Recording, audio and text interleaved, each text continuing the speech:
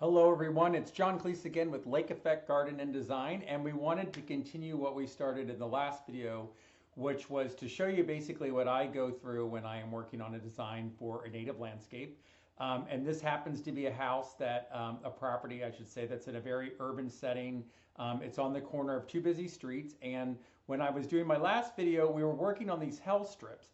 And hell strips, of course, are the piece of land affectionately called hell strip between the sidewalk and the street. It's a super tough place to grow plants. Up here in Michigan and West Michigan, we get a lot of lake effect snow. So you got salt, you got people, you got dogs, etc. So we started working on this, and what I did here was I was just outlining. I don't know why I did it this way, but I was basically wanted to make sure that I had about a foot.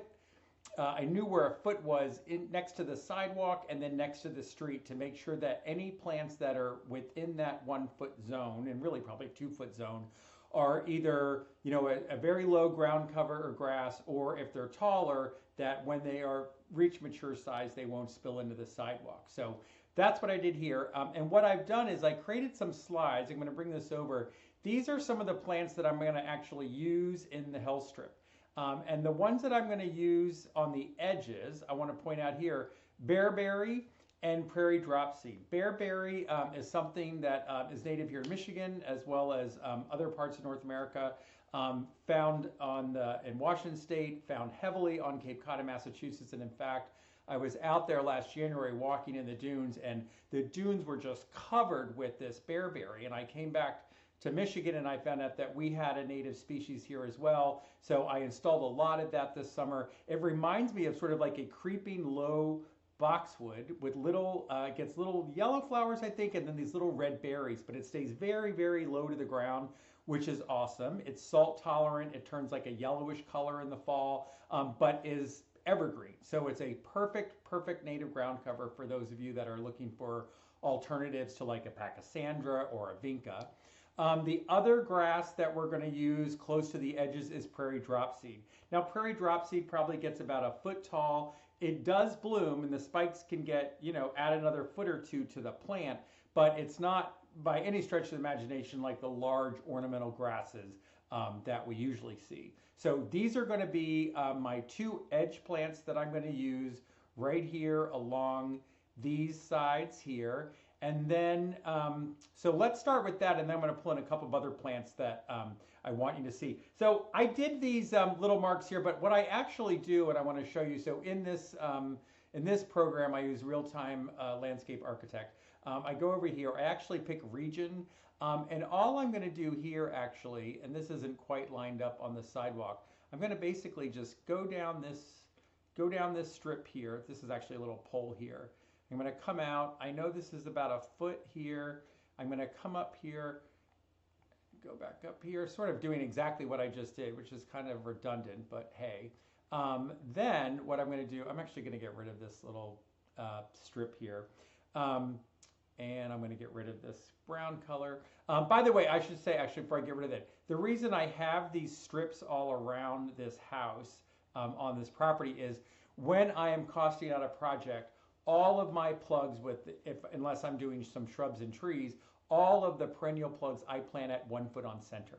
So what that means is when I go to do my estimate for the client, I basically know, so this little section here is 2,008 square feet. I know that's going to be 2,008 plugs.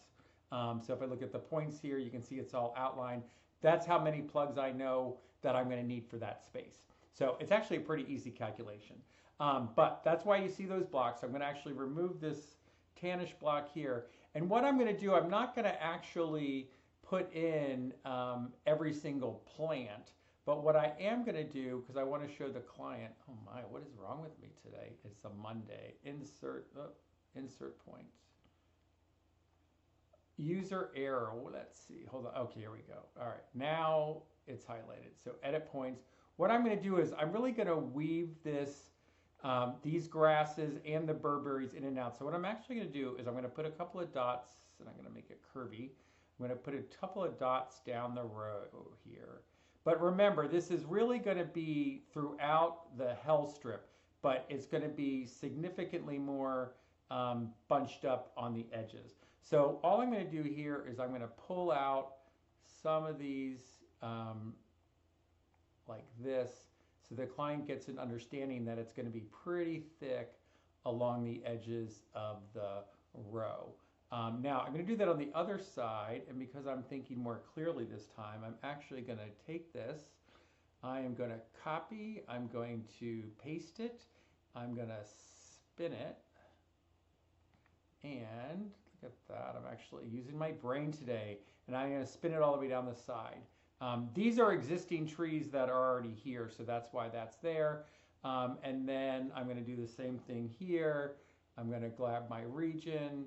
Oh, I guess I lost the little, I took it out. I'm going to put this over here and do that, and whoops. And I'm going to edit and insert, and I'm going to grab a little guy here and make that a little curvy. And again, I can just do, whoops. Oh, I can just copy that. I can paste it, and then I can drag it down, whoops, undo that. I can grab it here. Oh my, look at me go. What am I doing? Okay, I can go over here, and then I'm gonna pop that in right here. But we're gonna have to spin it around. And actually, when I get down to here, if you look at this, so here's what you really got to worry about in these very urban areas with this hell strip here. And of course, this actually needs to come next to the sidewalk. I mean, it doesn't have to be perfect, but we're gonna try to make it so. So I've got this intersection here, right? So you're gonna have a car here. This is a fire hydrant. This is gonna actually be some stonework here on the ground. But I got a car coming around. So you got people coming down the sidewalk. I got people, cars this way. So I'm actually gonna extend this piece much more because I really think that we need to really make sure that this is pretty low, because I would never want somebody complaining that they did not have a line of sight. So that's a good 6 feet. We'll go up to, let's just go up to 7 feet here, that they didn't have a line of sight across the way. So that's what I've done. So I'm going to leave this as it is, and when I come back, when I come to do the estimate, it actually would be better if I did these all at the same time in the same unit, so to speak, so they're all the same square footage, but it's not that big of a deal, because what I'm actually going to do is anything that doesn't have a particular plant, I'm going to count up that square footage, and half of it's going to get allocated to the prairie dropseed, and half of it's going to get allocated to the bearberry. I did want to show you these two plants that I want to put in. That's also, they're low growing, fairly low growing, but are perfect for the hell strip. And the first one, and this is really exciting. I'm so happy about this project because I want people in Michigan to know, in Michigan, that we actually have a native cactus. And this is eastern prickly pear. And it only gets about 6-7 inches high. It gets these yellow flowers. It shrivels up a bit during the wintertime, but pretty much, what you see there is what you get. It just shrivels up a little bit with the water, and then it kind of plumps back up. But I'm going to plant eastern prickly pear, say that 10 times, and butterfly weed is going to be a key part of this plant as well.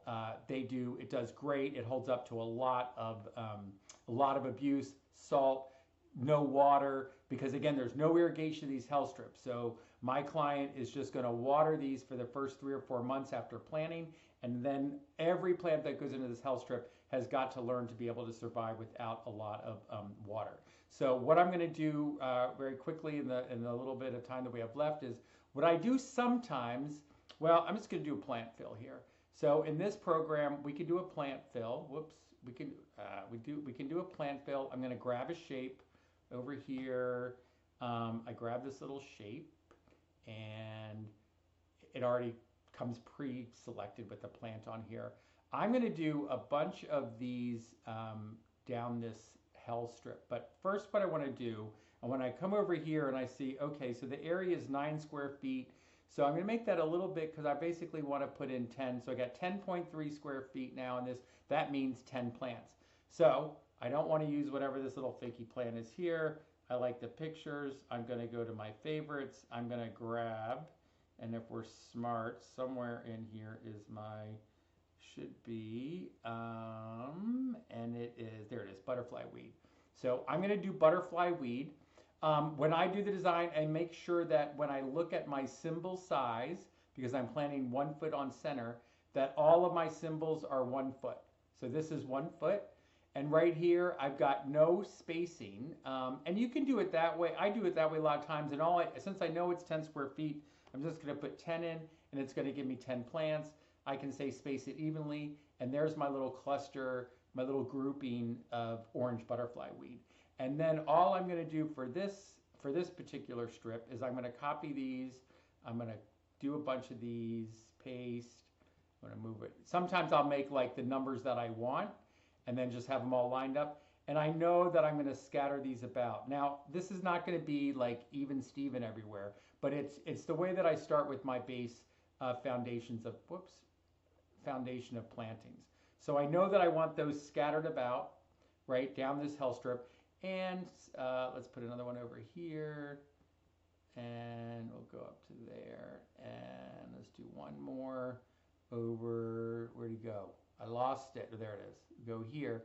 Now, one thing that I always know about in nature is you'll see plants kind of colonize an area, and then they try to jump out of their little zone. So I always make sure that when I have the larger patches, I always have 2, 3 little groupings everywhere else, like they're trying to get going in their own little group. So what I'm going to do here is I'm going to take this one and I'm going to explode it, which means I decoupled it from the group.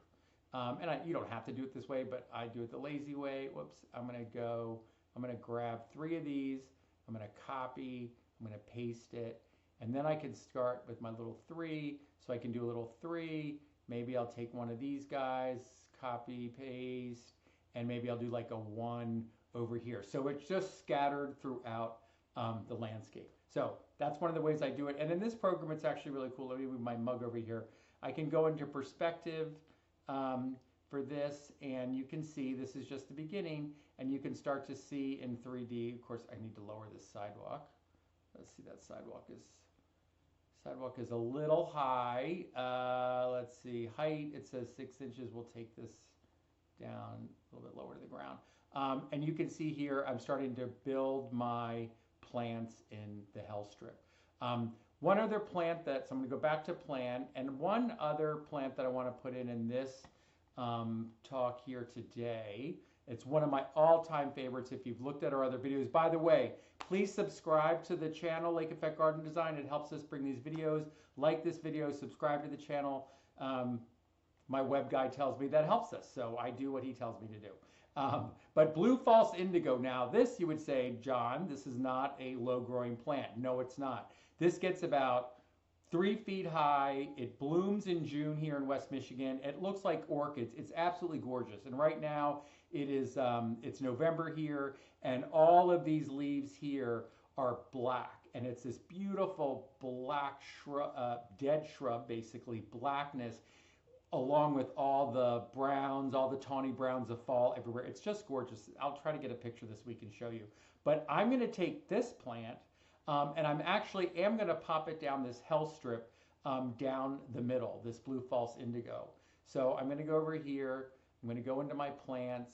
It grabs a tree, which is not what I want. So then I'm going to go to my pictures, favorites, and it should be in here because I use it all the time, and shame on me if it's not, and it's not. So now I have to look it up, and it should be, there we go, blue false indigo, Baptisia australis, and I'm going to bring it over here, and I'm going to put one there, and I'm going to put one, whoops, copy, paste. Oh, I knew I did delete that one. All right, let me get a little closer here. Copy, paste. Oh my, I keep doing this strip. Woo! Copy. Oh my gosh. Paste. Lordy bee. Okay, there we go. And then I'm going to paste it again, and I'm going to pop a couple of these right in the center of the hell strip. And these also will do very, very well in this environment. And I also just want, this is going to be an experience for people. There's nothing like it in this neighborhood. There are some people that are growing some native gardens there. They're a little bit wild. One of the things I'm trying to do, and I told you this in the last video, is I'm really trying to tame it. So I want my edges to be neater. I want these grasses, when we eventually fill all this in, any of the spaces will have the low ground cover, so it won't look like it's out of control, because I think that's turned off a lot of people into the native plant movement, because I was guilty of it too when I first started out. I thought it didn't matter as long as it's native, just put it out there and let it grow. But it still has to read well, especially in an urban environment like this, and lots of people don't want to see the chaos, especially on the side of the road. So I'm going to continue to fill these in, and I'm going to cheat a little bit and show you, because I actually did this design, but you can see where we're going to start to get to. When the whole thing is finished, these are all of them. I'm going to make this big. These are all of the plants that I put in. And so all of these white spaces that I'm talking to you about, this basically, the Bearberry and the Prairie Dropseed will all fill into these separate little white spaces. So, you know, maybe there's 3 plants here and 2 plants here and 4 plants here. But you get the idea. I'm not going to cover the whole thing because I want the client to see all of the other things that I'm doing. But this is what it ends up looking like when we're done. And I do want to let you know, this is very exciting for me, if you happen to be in Michigan, January 21st, the Great Lakes Trade Show, the GLTE, which is put on the Michigan Landscape Nursery Association. I'm actually doing a speaking gig there with Micah Dickinson, who is running this nonprofit with me that I have, Keith Cluting and Vern Stevens, and we're actually going to talk about how your business can start to get more into the native plant movement. And we're going to, you know, we only have an hour, but we're going to touch on installation, and we're going to talk about design first, installation, and maintenance of these native plant gardens. And I was told by somebody that this is really exciting, that really in the past, this is a very mainstream landscape group that really doesn't have a lot of, you know, native plant movement in it, but they were super excited to have us speak. So again, very excited about that. So if you're in the Michigan area, please, we'd love for you to come out in January, because who doesn't want to be in Michigan in January? If you're a snow lover like me, come on up, you'll love it. All right, that's it. Again, like these videos, like the channel. My name is John Cleese with Lake Effect Garden Design, and we'll see you next time.